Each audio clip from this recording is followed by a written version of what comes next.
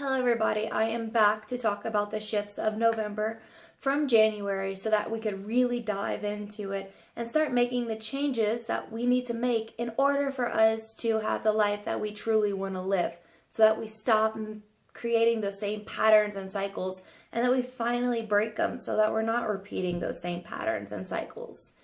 And what I've been talking about is healing the past, our childhood, and that's really important with the shift from November to January.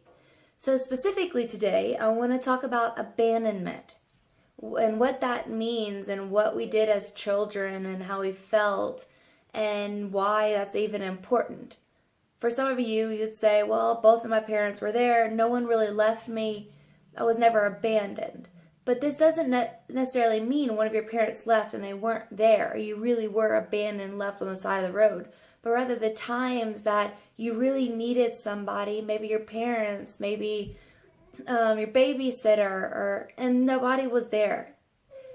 And I'll talk more about abandonment and how it affects us and as we were children and what that means for us today.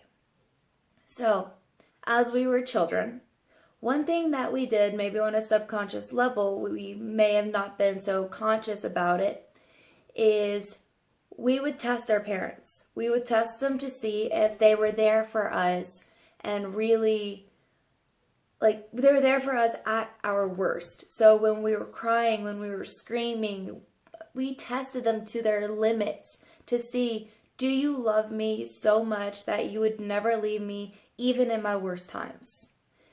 Now, with that, chances are we're having a tantrum, we're testing them, doing things that would probably really piss them off. And what most likely happened was they would send us to our room. They would send us to timeout.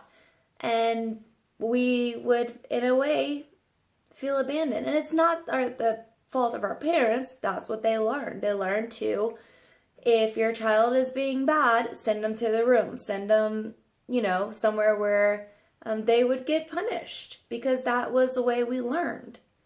At that time, though, we wanted to see, even at our worst, during our crying, during our tantrums, are they still there? Is somebody there to really take care of us, to love us, to show us that no matter what, we have somebody in our life? In most cases, our parents couldn't handle us. For me, example, my brother and I, John, would get into fights, really bad fights, where I would be sent to my room, I would have a temper tantrum, and then I would feel so alone. And it's not that my mom was doing anything wrong, it's what she knew to do. But at that time, all I wanted was that comfort and that love. When I say this, I'm not talking about having my mom, after me being bad, getting in a fight with my brother, I'm not saying for her to come coddle me to oh, it's okay. No. We have to have our tantrums. We have to get those emotions out, but rather just to hold space for us. And at that time, whenever my brother and I were fighting, my mom couldn't even handle it. It was too much for her, so she would send me to my room and she would go do whatever she needed.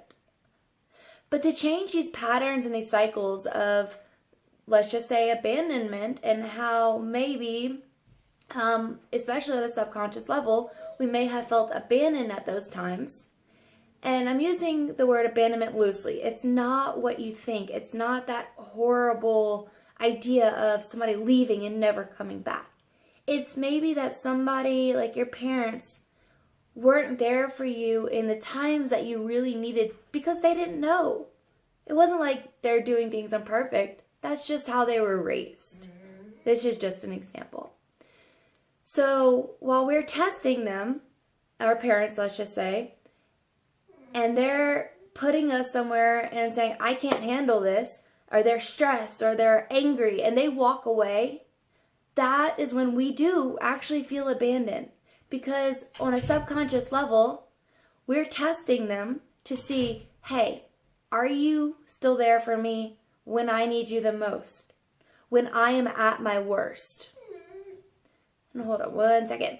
Hey, no sir. Sorry, that's my pup. ready to come in and join the party, but I'll see him a little later.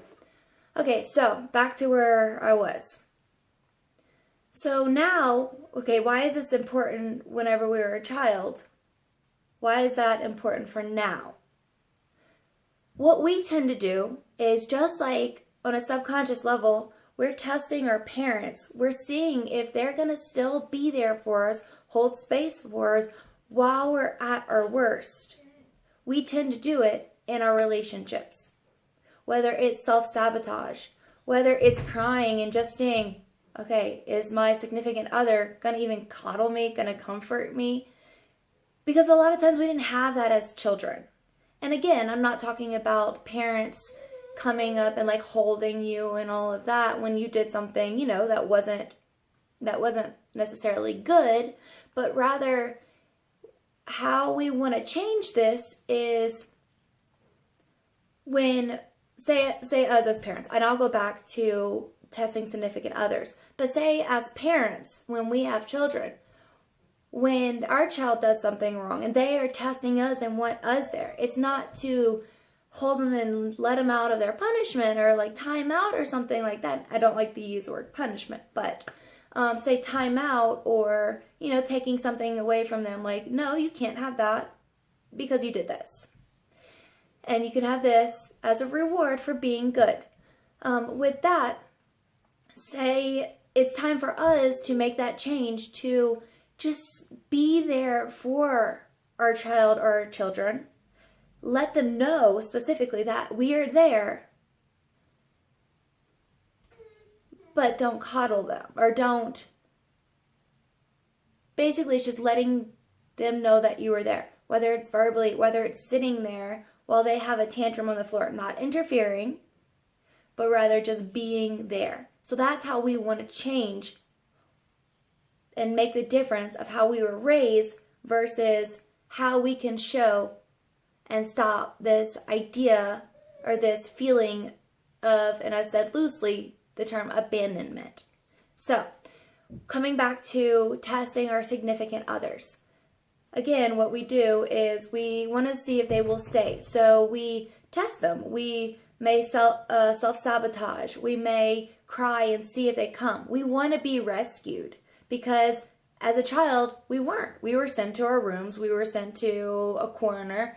And the parents, because they couldn't handle it, or that's just what they learned, they weren't there. So then we want to see, okay, is our significant other going to be there? Are they going to give us the space that we need?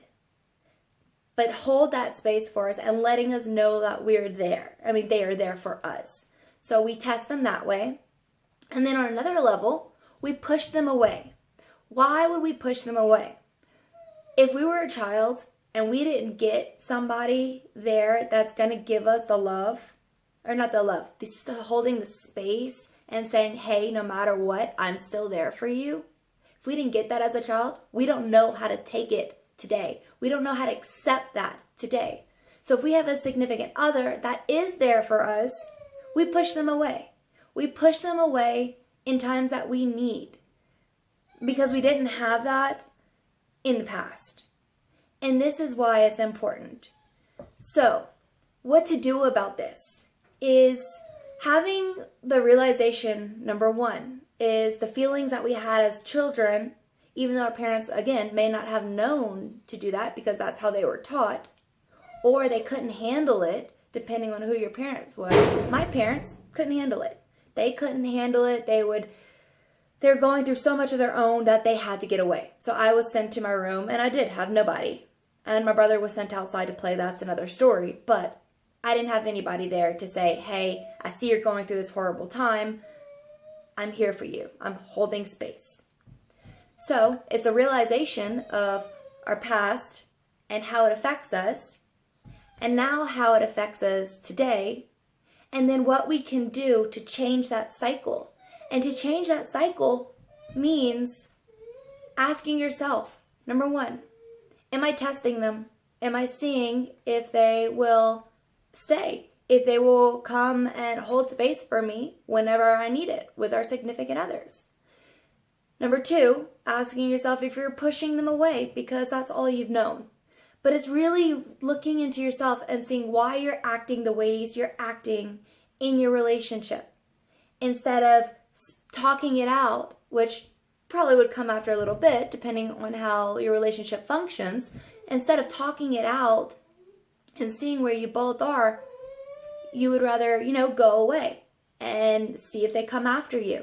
Or if they are there for you, you would rather push them away because you're not used to that and you didn't have somebody saying, I'm here for you as a child. So this is what's important and what to work on so that we can make the changes for 2019 and to start making changes in our life so that we can live how we want and basically to have this amazing life that we dreamed of. But we have to take the actions and we have to have the realizations.